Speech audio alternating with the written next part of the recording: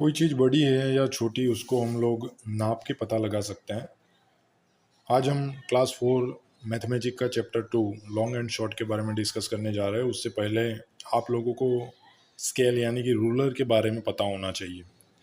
Scale को जब हम ऑब्जर्व करते हैं तो आप देखिए कि जो शुरुआत का जो पॉइंट है उसको हम ज़ीरो काउंट करते हैं। स्टार्टिंग पॉइंट जो होता है वो ज़ीरो होता है।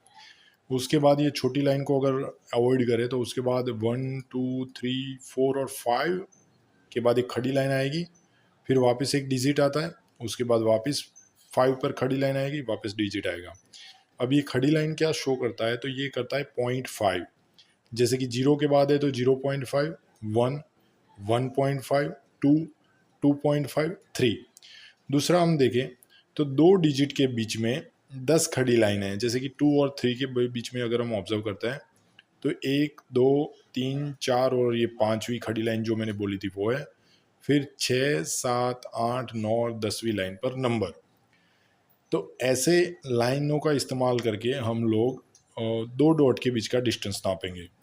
जैसे कि इस चैप्टर में जो पहला क्वेश्चन है उसमें कुछ डॉट्स के बीच का डिस्टेंस नापना है। उसमें पहले तो आपको गेस करना है। जैसे कि हम लोग जी और ई को गेस करें तो शायद ये 5 सेंटीमीटर या उसके आसपास होना चाहिए। तो पहले तो 5 सेंटीमीटर कैसे नापेंगे, तो मैंने वैसे जैसे बोला कि जीरो अपना स्टार्टिंग पॉइंट है। तो जीरो को आपको पहले वाले डॉट पर रखना है। जैसे कि यहाँ पर आप देखो जीरो आपको दिख रहा है और ये मैंने डॉट के ऊपर सेट कर दिया। अब ई वाले डॉट के ऊपर सेट करो। तो जैसे कि मैंने बोला था कि भाई 4 के बाद जो खड़ी लाइन आई थी उसको हम 0.5 काउंट करेंगे। तो 4 के बाद आ रही है तो 4.5 हो रहे हैं। तो हमने जैसे कि इसको गैस किया था कि ये 5 सेंटीमीटर है, जबकि जब नापा तो हमें ये मिला 4.5 सेंटीमीटर। चलो दूसरा ई और एच को हम गैस करते हैं। तो ई और एच का अगर डिस्टेंस हम देखते हैं तो 3 सेंटीमीटर के आसपास अप्रोक्सीमेट होना चाहिए। तो जब हम नापेंगे तो पहले तो जीरो वाले पर पॉइंट सेट करेंगे। ध्यान रखना ये जीरो का जो खड़ी लाइन है ये डॉट के साथ सेट होना चाहिए। अब ये पॉइंट अगर हम चेक करने जाते हैं तो ये आप देखिए कि यहाँ पर तो जीरो सेट हो गया है, लेकिन यहाँ पर 2 के बाद 5 है, मतलब 2.5, 6 और 7, मतलब ये डिस्टेंस हो रहा है 2.7। तो हमने 3 गेस किया था और ये 2.7 है। तो चलो ये ठीक है। इसके अलावा हम लोगों को खोजना है कि इन सब में से सबसे दूर वाले डॉट्स कौन से हैं और सबसे नज़दीक वाले डॉट्स कौन से हैं। तो जैसे कि हम सोच के लगाते हैं तो हमें एक तो ये ओ और डी वाला नज़दीक लग रहा है।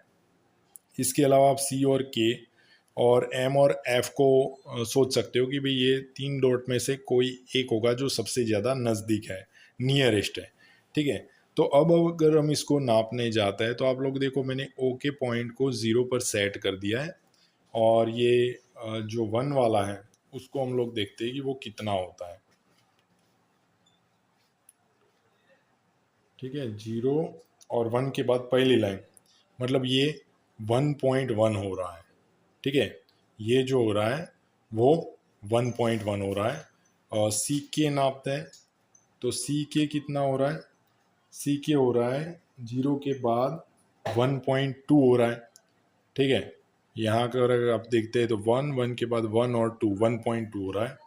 और ये जो है वो अपना हो रहा है 1.1 से थोड़ा ज़्यादा। ठीक है, तो सबसे नज़दीक वाला जो है वो अपना है, मतलब सबसे नियरेस्ट जो डॉट है वो अपना हो रहा है ओ डी। ठीक है, तो ओ डी जो है वो सबसे नियरेस्ट है। अब सबसे दूर कौन सा है, तो अगर हम सोच के मतलब अप्रोक्सीमेट सोचते हैं तो ओ एम हो सकता है, ओ एच हो सकता है, ये एफ तो नज़दीक हो जाएगा। तो ओ एच को अगर हम नापते हैं स्केल की मदद से तो ओ एच को अगर हम नापने जाएंगे तो ये कुछ 9.5 हो रहा है, कुछ नहीं 9.5 ही हो रहा है, 9.4 हो रहा है सॉरी। ठीक है, यहाँ पर देखो मैंने जीरो सेट कर दिया है और यहाँ पर पॉइंट अगर आप देखते हो तो 9 के बाद 1 2 3 और 4, मतलब ये 9.4 हो रहा है। तो चलो अब ओ एम का टाइम है। तो ओ एम को अगर हम नापते हैं तो ये जीरो पर ओ को सेट कर दिया, आपको ये आना चाहिए, ये जीरो सेट हो जाना चाहिए। अब एम को देखना है तो ये अपना एम वाला हो रहा है, ये जीरो पर हो गया और ये एम यहाँ पर आ रहा है इस नंबर पर। तो 1 2 3 4 5 6 7 8 और 9, मतलब 9.9 एवरेज हो रहा है। ठीक है, तो जो सबसे दूर वाले डॉट्स हैं वो ओ एम हो जाएंगे। तो जो पहला क्वेश्चन तो हमें गेस करना था। दूसरा जो सबसे दूर है, तो दूर वाले कौन कौन से हो रहे हैं, ओ एंड एम। और तीसरा जो क्वेश्चन था नियरेस्ट वाला, उसमें हम लिखेंगे ओ एंड डी। ये वीडियो देखने के लिए आप सभी का बहुत बहुत धन्यवाद।